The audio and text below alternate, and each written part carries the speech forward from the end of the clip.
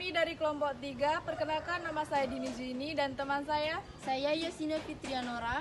Saya Dwi Putri Febriani. Saya Mesya Aulia Putri. Saya Manda Aprian Adelia. Saya Zevi Kembangwangi.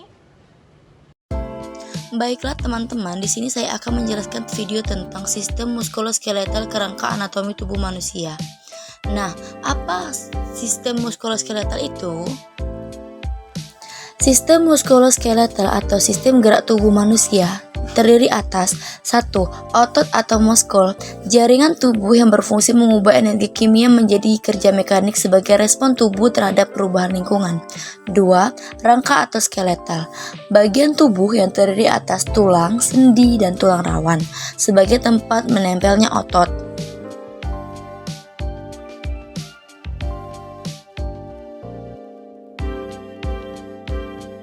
Nah, sistem muskuloskeletal terdiri atas tulang rangka atau skeleton, sendi, dan otot rangka yang menggerakkan tubuh. Ayo kita bahas satu persatu.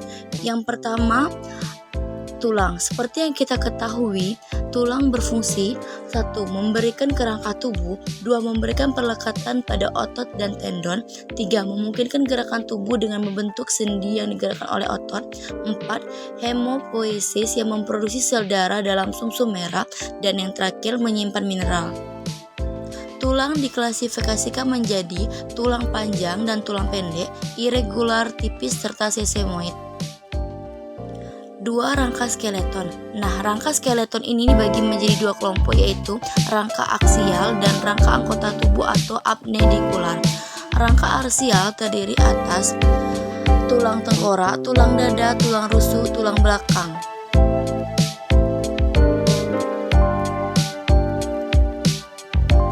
Tengkorak terdiri dari cranium atau tengkorak kepala dan tulang wajah. Nah, tengkorak juga terbagi menjadi bagian-bagian yang memiliki fungsi yang berbeda-beda. Setiap bagian memiliki fungsi masing-masing, yaitu yang pertama, cranium, berfungsi untuk melindungi jaringan lunak otak. Yang kedua, soket mata tulang, yang berfungsi untuk melindungi mata terhadap cedera dan memberikan perlekatan pada otot yang menggerakkan mata. Yang ketiga, tulang temporal, berfungsi untuk melindungi struktur lunak telinga. Yang keempat, sebagian tulang wajah dan dasar tengkorak memberikan resonansi pada suara karena tulang ini memiliki rongga yang disebut sinus yang berisi air. Sinus memiliki saluran kecil yang berhubungan dengan rongga nasal. Yang kelima yaitu tulang wajah membentuk dinding posterior rongga nasal. Dinding ini menjaga jalannya masuk udara terbuka untuk memfasilitasi pernafasan. Yang keenam, maksila dan mandibula membentuk pangkal gigi atau gusi di mana gigi melekat. Dan yang terakhir adalah mandibula atau rahang bawah, merupakan satu-satunya tulang tengkorak yang dapat digerakkan. Mengunyah makanan merupakan hasil dari aktivitas terkoordinasi otot wajah tertentu, otot mastikasi yang menggerakkan mandibula. Aksial yang kedua yaitu adalah kolom vertebra. Terdapat 26 tulang di kolom vertebra. Sebanyak 24 vertebra memanjang dari tulang aksipital ke bawah. Kemudian terdapat sacrum yang dibentuk oleh 5 tulang yang menyatu.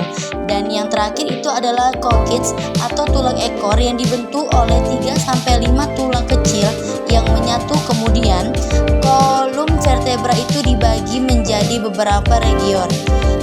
7 vertebra pertama di leher yang membentuk tulang cervicalis, 12 vertebra berikutnya adalah thoraciskis, dan 5 vertebra selanjutnya adalah lumbaris. Vertebra terbawah yang membentuk persendian dengan sacrum.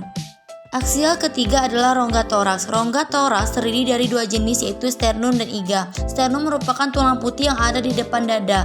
Sternum terdiri dari 1 manubrium yang merupakan bagian teratas dan membentuk persendian dengan clavikula, yaitu sendi sterna clavikula, dan dengan 2 pasang iga pertama. 2 badan atau bagian tengah yang merupakan tempat melekatnya iga. Kemudian yang terakhir adalah processus kyphoideus, merupakan ujung tulang tempat melekatnya diafragma, otot dinding, abdomen anterior, dan ilinea alba. Kemudian iga terdiri atas 12 fasa yang membentuk dinding lateral sampai laterasi di bagian interior. 7 pasang iga pertama membentuk persendian dengan serlom dan disebut iga sejati. 3 pasang iga ketiga berikutnya membentuk persendian secara tidak langsung, kartilaga kostal, melekat pada serlum. 2 pasang iga terbawah disebut iga melayang karena tidak terhubung oleh serlum dan ujung interior tidak terhubung oleh struktur apapun itu. Nah, selain itu ada bagian yang tidak kalah penting dari iga, yaitu sendi. Sendi adalah tempat 2 tulang atau lebih membentuk persendian. Sendi memungkinkan fleksibilitas dan gerakan rangka serta memposisikan gerakan di antara tulang tersebut. Adapun jenis-jenis sendi ada antara lain: 1. Sendi fibrosa, 2. Sendi kartilago, 3. Sendi sinovial.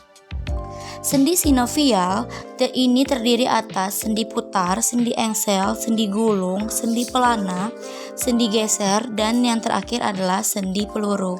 Selain sendi yang disebutkan tadi, ada juga sendi utama ekstremitasi yang terdiri sendi utama ekstremitasi 1. Sendi ekstremitasi atas meliputi sendi bahu, sendi siku, sendi randi ulnar, proksimal distal, sendi pergelangan tangan, dan sendi tangan dan jari. 2. Sendi ekstremitas bawah meliputi sendi lutut dan sendi kaki dan ibu jari. Setelah kita membahas tentang kultular, rangka skeleton, dan sendi, selanjutnya kita akan membahas tentang otot. Nah, otot ini merupakan jaringan fibrosa yang menopang sendi.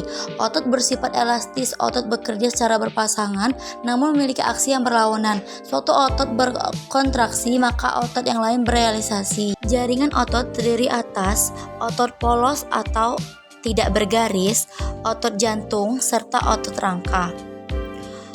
Otot yang paling penting dalam tubuh yang pertama adalah otot leher dan wajah.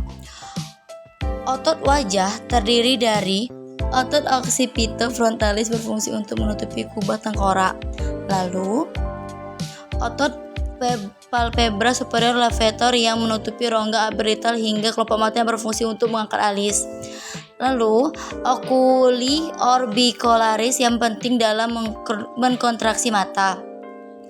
Lalu kemudian buccinator atau otot gepeng di